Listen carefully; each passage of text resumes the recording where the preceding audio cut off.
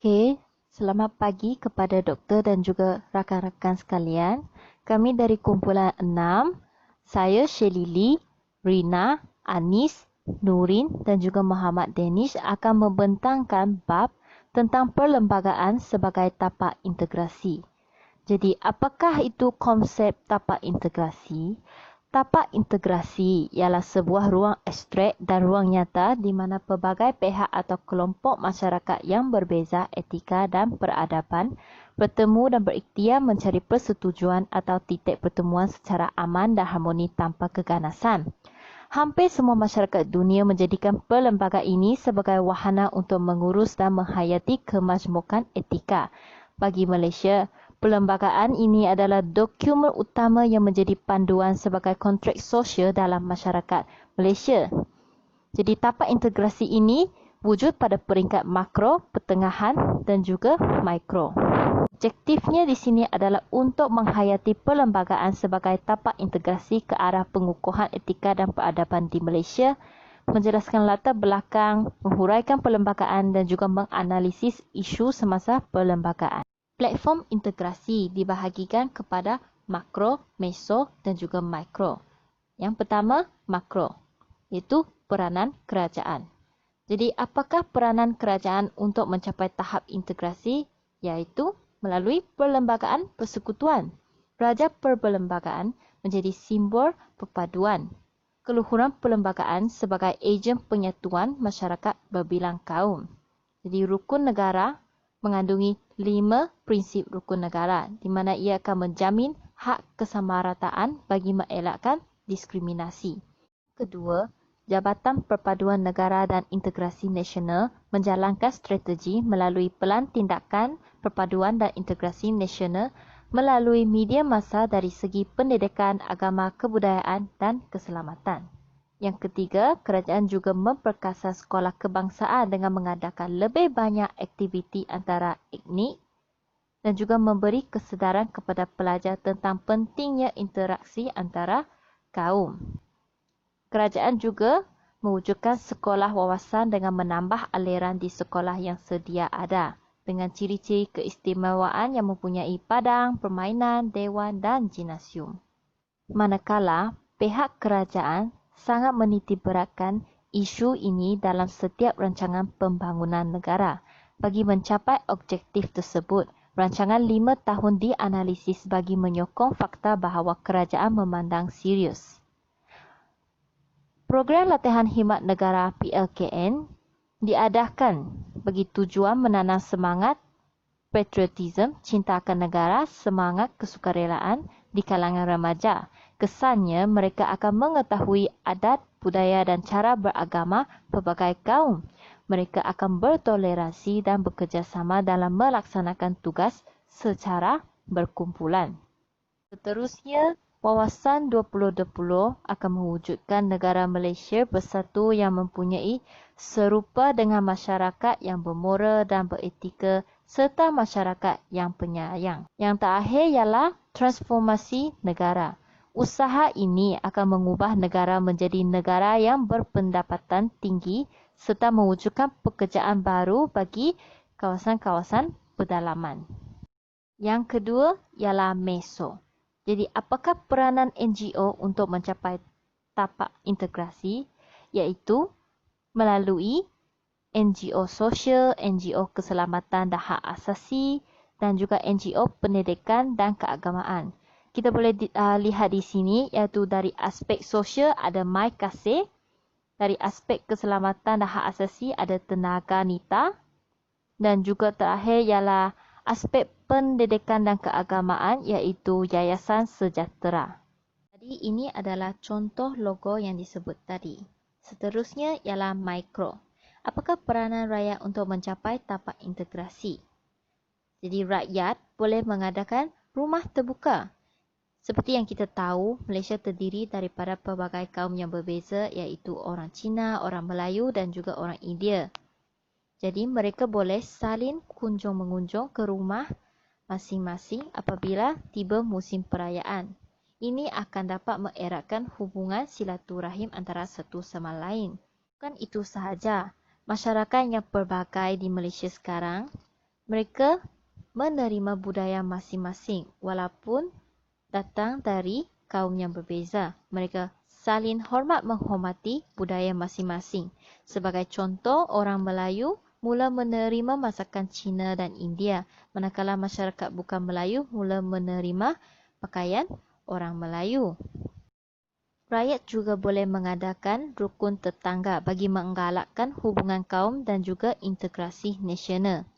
Ini akan meningkatkan kualiti kehidupan melalui perkhidmatan sosial terutama kepada golongan kurang upaya dan juga berpendapatan rendah.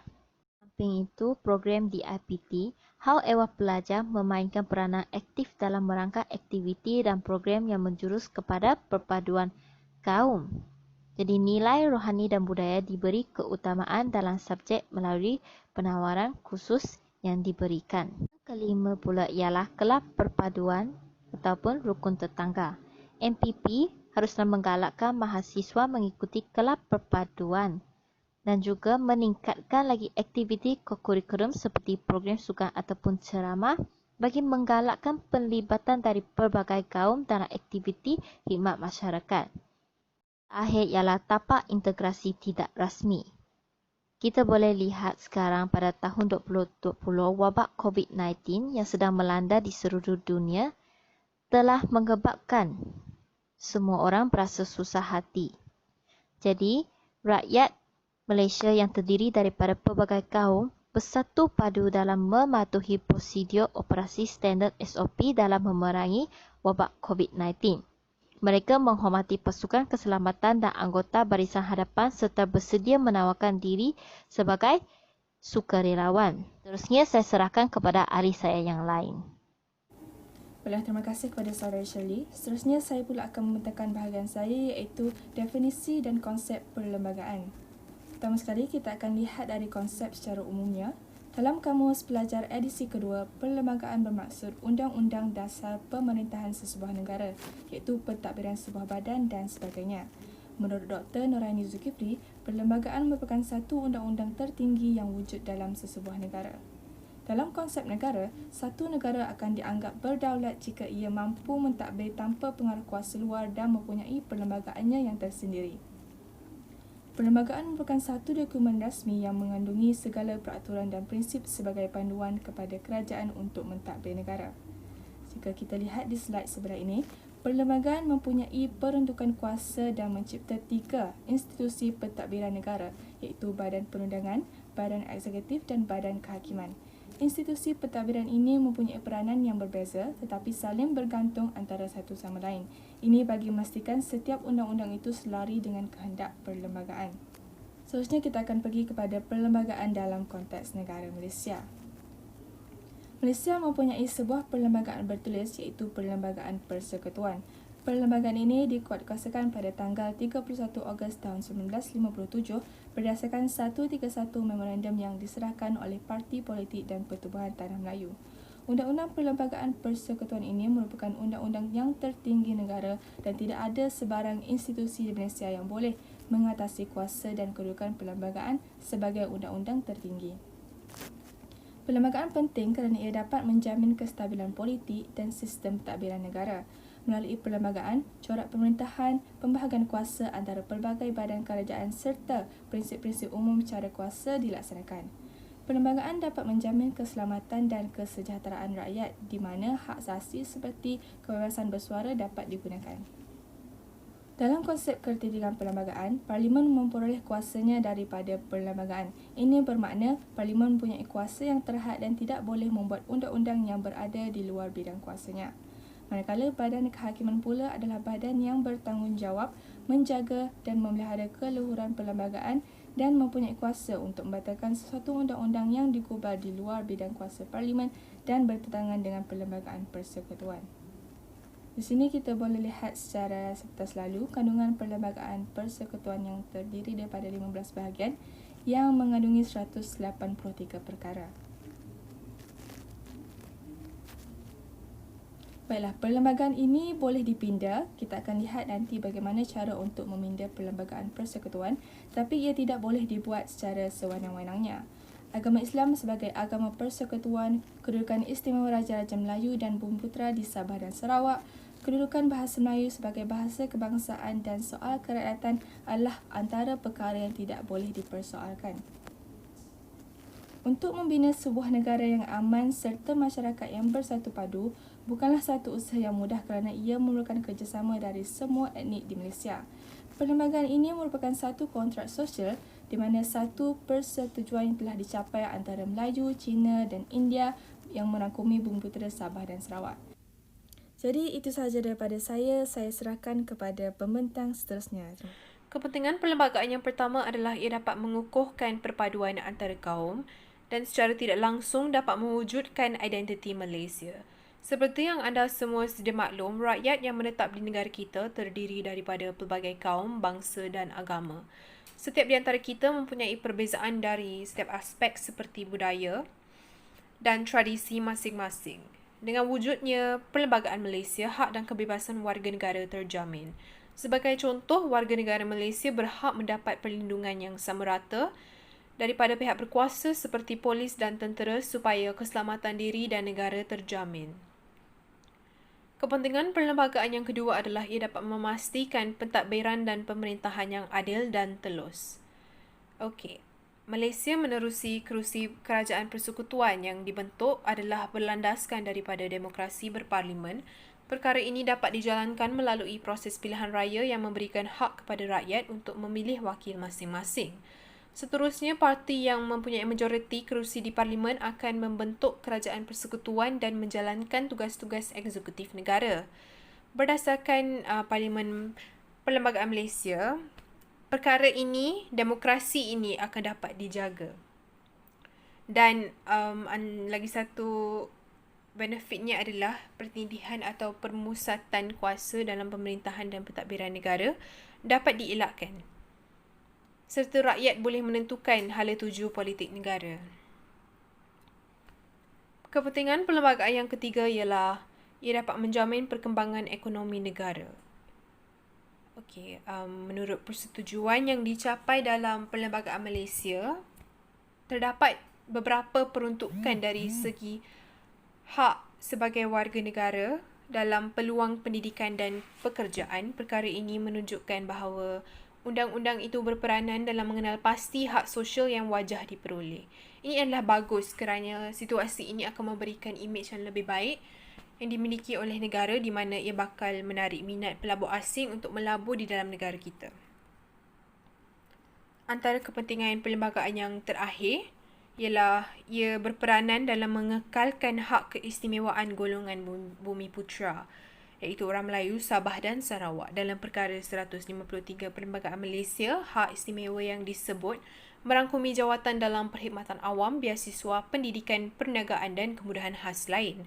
Misalnya bahasa Melayu atau bahasa Malaysia telah diangkat sebagai bahasa kebangsaan dan agama Islam sebagai agama rasmi kerajaan persekutuan. Walau bagaimanapun, kaum lain bebas untuk menganuti agama masing-masing dan bersifat hormat menghormati antara satu sama lain. Saya akan teruskan lagi dengan subtopik sejarah dan garis waktu gubalan. Macam yang kita pernah belajar sebelum-sebelum ni, yang ni just dia punya timeline, iaitu first kali undang-undang sebelum kedatangan penjajah, kemudian Malayan Union, kemudian Persekutuan Tanah Melayu 1948, kemudian kerjasama atlet CLC Pilihan Raya dan Perkhidmatan, kemudian Suruhan Jaya Raid, Jawatan Kuasa Kerja dan last sekali Perisytiharan Perlembagaan. So, undang-undang sebelum kedatangan penjajah. Dekat Tanah Melayu sendiri, sistem pemerintahan di Tanah Melayu telah pun wujud sekian lama dahulu. Dan sistem pemerintahan di Tanah Melayu ni sebelum kedatangan penjajah lagi sudah teratur. Tetapi dahulu kita tidak guna istilah perlembagaan, dan macam contoh yang terdapat dalam slide ini, dahulu di Tanah Melayu sendiri sistem pemerintahan diberikan nama sebagai Hukum Kanun Melaka, Undang-Undang Laut Melaka dan juga Batu Bersurat Terengganu. Dan semasa pentadbiran British ni, terdapat 2 buah negeri telah membuat perlembagaan mereka sendiri, iaitu negeri Johor dan juga negeri Terengganu pada tahun 1895 dan juga 1911. So next slide adalah Malayan Union. Okay, sebab apa Malayan Union diperkenalkan? Okay, sebab yang pertama adalah untuk menyatukan negeri-negeri dan meningkatkan kecekapan pengurusan pentadbiran. Menyatukan negeri-negeri ini tidak termasuk Singapura. So, menyatukan negeri-negeri ini merujuk kepada negeri-negeri Melayu bersekutu, negeri-negeri Selat dan juga negeri-negeri Melayu tidak bersekutu. Dan sebab yang keduanya adalah British ni menyimpan perasaan anti Melayu. Okey, kenapa British menyimpan perasaan anti Melayu? Sebab semasa kerajaan Jepun datang ke tanah Melayu yang kononnya ingin membebaskan tanah Melayu daripada cengkaman British, orang Melayu telah bekerjasama dengan orang Jepun. Dan pihak British juga ingin memperkenalkan Malayan Union ini disebabkan untuk melemahkan kuasa Raja-Raja Melayu. Dan sebab yang terakhir adalah menjadi asas kepada British untuk masyarakat tempatan bagi memerintah negara sendiri. So, apa ciri-ciri Malayan Union? Okay, first sekali, semua negeri Melayu disatukan di bawah pemerintahan Governor British, tetapi dibantu oleh Majlis Mesyuarat Persekutuan dan juga Majlis Undangan. Okay, yang kedua, Singapura dijadikan tanah jajahan berasingan, diorang asingkan. Yang ketiga adalah kedaulatan Raja-Raja Melayu dihapuskan kecuali dalam hal ehwal agama Islam dan juga adat istiadat Melayu. Dan yang last sekali adalah hak kerakyatan yang sama bagi semua orang tanpa mengambil kira bangsa dan keturunan. So, pengenalan kepada Malayan Union ini akan memberi kerakyatan kepada siapa sahaja yang lahir di dalam tanah Melayu. Dalam melaksanakan Malayan Union ini, of course, pihak British mendapat tentangan daripada orang Melayu sendiri. So, sebab apa orang Melayu menentang adalah yang first kali, macam saya cakap tadi, kedaulatan Raja-Raja Melayu dilenyapkan. So, Raja-Raja Melayu hanya berkuasa dalam hal ehwal agama Islam dan juga adat istiadat Melayu. Kemudian yang seterusnya adalah hak kerakyatan diberikan berdasarkan prinsip jus soli. So, maksud dekat sini, penduduk asing yang bermastautin lebih daripada 10 tahun ataupun penduduk asing yang lahir selepas Malayan Union ini ditubuhkan akan automatik mendapat warga negara ataupun kewarganegaraan lah. Dan yang last sekali adalah cara Harold McMichael mendapatkan tanda tangan Raja-Raja Melayu yang menggunakan cara paksaan dan juga ukutan. Okey, sebagai contoh, semasa Harold McMichael ini ingin mendapatkan tanda tangan Sultan Kedah contohnya, beliau telah mengugut Sultan Kedah untuk menandatangani persetujuan tersebut ataupun diugut untuk dilucutkan jawatan ataupun dilucutkan tahta beliau. Yes. So next adalah Persekutuan Tanah Melayu 1948. Okey, disebabkan mendapat tentangan daripada orang di Tanah Melayu, British telah membatalkan Malayan Union. So, untuk tujuan menggantikan perlembagaan Malayan Union yang tak jadi itu, sebuah jawatan kuasa kerja ditubuhkan pada Julai 1946. Okey, jawatan kuasa kerja ini ditubuhkan dan ianya terdiri daripada 4 wakil Raja-Raja Melayu, 2 wakil UMNO dan juga 6 pegawai British. Okey, dia punya tujuan utamanya adalah jawatan kuasa ini bertanggungjawab merangka perlembagaan baru dan perlembagaan tersebut boleh diterima oleh orang-orang Melayu. Kemudian British menubuhkan jawatan kuasa perundingan pada Disember 1947. Dan jawatan kuasa perundingan ini terdiri daripada orang Eropah, orang Cina dan juga orang India. Tujuannya adalah untuk dapatkan pandangan orang bukan Melayu tentang perlembagaan Persekutuan Tanah Melayu. Alright, so ciri-ciri penting perlembagaan Persekutuan Tanah Melayu. Alright, first sekali adalah 9 negeri Melayu terlibat di dalam persekutuan termasuk Pulau Pindang dan juga Melaka. Tetapi Singapura kekal sebagai tanah jajahan yang berasingan. Kemudian yang keduanya adalah Kerajaan Persekutuan yang diketuai oleh Pesuruhjaya Tinggi British dan juga dibantu Majlis Undangan Persekutuan dan juga Majlis Mesyuarat Kerajaan Persekutuan. Yang ketiga adalah Majlis Mesyuarat Persekutuan akan dianggotai oleh 17 ahli, iaitu 7 ahli rasmi, 7 ahli tidak rasmi dan juga 3 ahli ex-officer. Dan yang keempat, sultan-sultan diberi hak dan kuasa memerintah tetapi dengan nasihat Majlis Mesyuarat Kerajaan Negeri dan juga Majlis Undangan Negeri. Dan yang kelima, syarat kewarganegaraan diketatkan.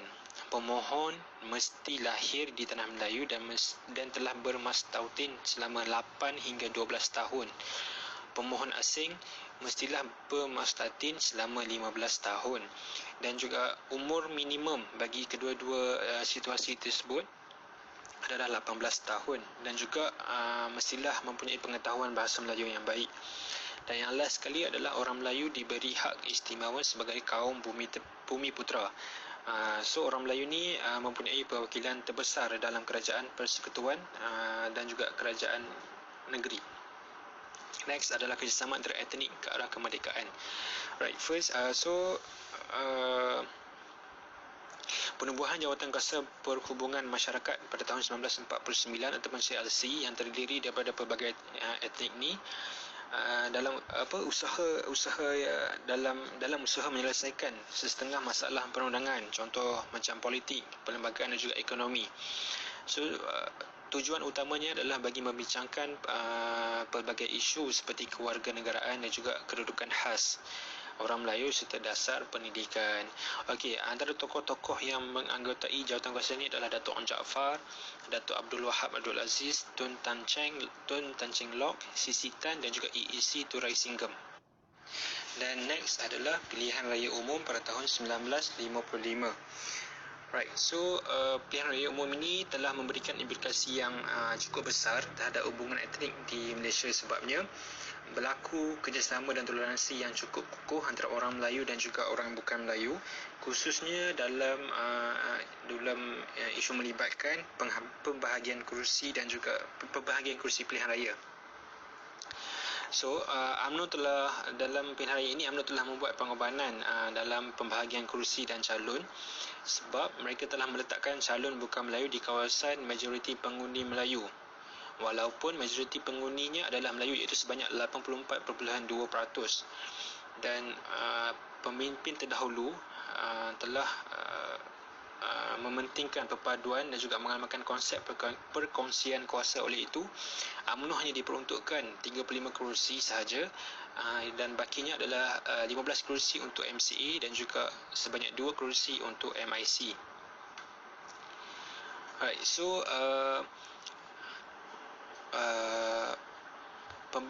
Perdana Menteri yang pertama iaitu Tunku Abdul Rahman telah membentuk kabinet dan kabinetnya terdiri daripada komposisi berbilang kaum. Sebagai contoh, kabinet beliau terdiri daripada 6 orang Melayu, 3 orang Cina dan seorang India. Pemilihan kabinet ini menunjukkan satu kerjasama yang baik dengan pelantikan 3 orang Cina dan 1 orang India untuk keseimbangan etnik dan boleh diterima dalam Majlis Perundangan Persekutuan. Dan juga komposisi kabinet yang pertama di Tanah Melayu ini juga menunjukkan bermulanya tapak integrasi. Dan yang terakhir sekali adalah Suruhanjaya Perlembagaan ataupun Suruhanjaya Raid. So, Suruhanjaya Perlembagaan ini merupakan sebuah suruhanjaya bebas yang penubuhannya diperkenankan oleh Baginda Ratu sendiri dan juga Raja-Raja Melayu. Tujuannya adalah untuk merangka perlembagaan bagi Persekutuan Tanah Melayu yang merdeka. Suruhanjaya ini juga diambil sempena nama pengerusi iaitu seorang hakim Mahkamah Rayuan England dari England iaitu Lord William Reid. Dan suruhan ini terdiri daripada para ilmuwan dalam bidang perlembagaan. Sebagai contoh, dekat dalam slide adalah Sir Ivor Jennings dari UK, Sir William Michael dari Australia, Hakim bin Malik daripada India dan juga Hakim Abdul Hamid daripada Pakistan.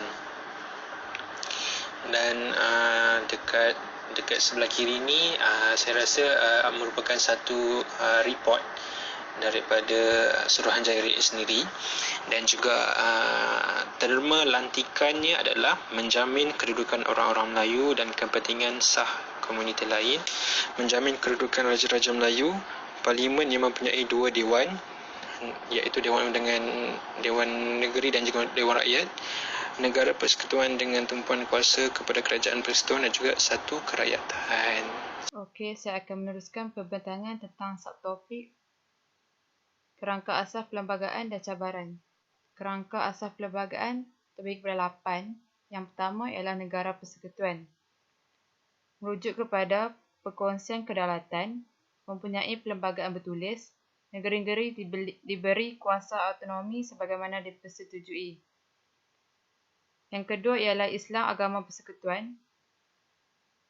Merujuk kepada kebebasan beragama, pelaksanaan pentadbiran dan perundangan Islam menurut perlembagaan.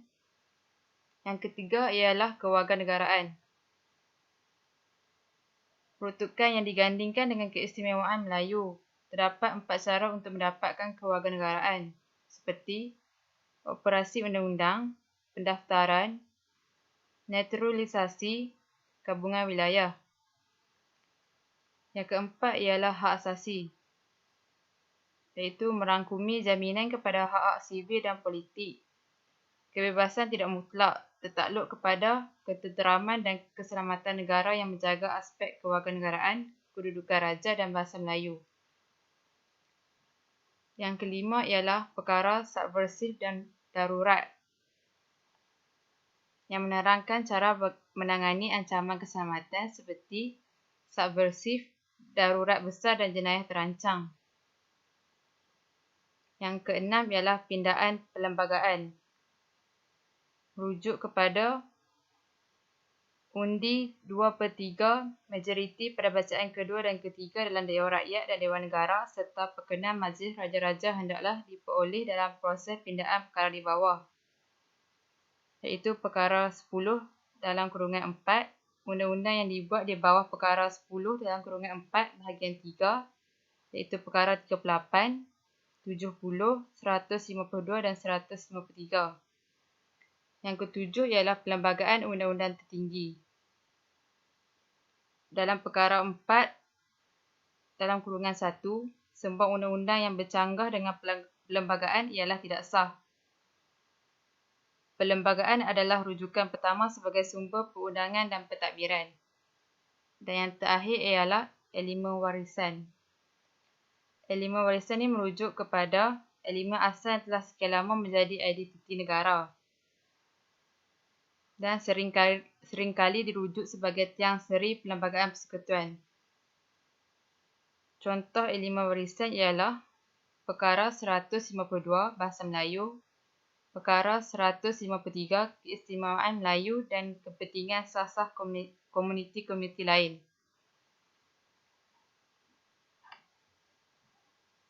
Dan yang terakhir ialah cabaran. Cabaran yang pertama ialah mengekalkan kelangsungan elemen-elemen tradisi dalam perlembagaan.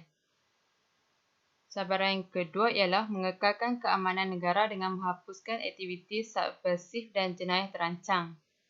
Yang ketiga, mengekalkan kedudukan agama secara umum dan Islam sebagai agama negara. Dan yang terakhir, mengekalkan kelangsungan sistem negara berpersekutuan. Itu sahaja daripada kumpulan kami. Sekian, terima kasih.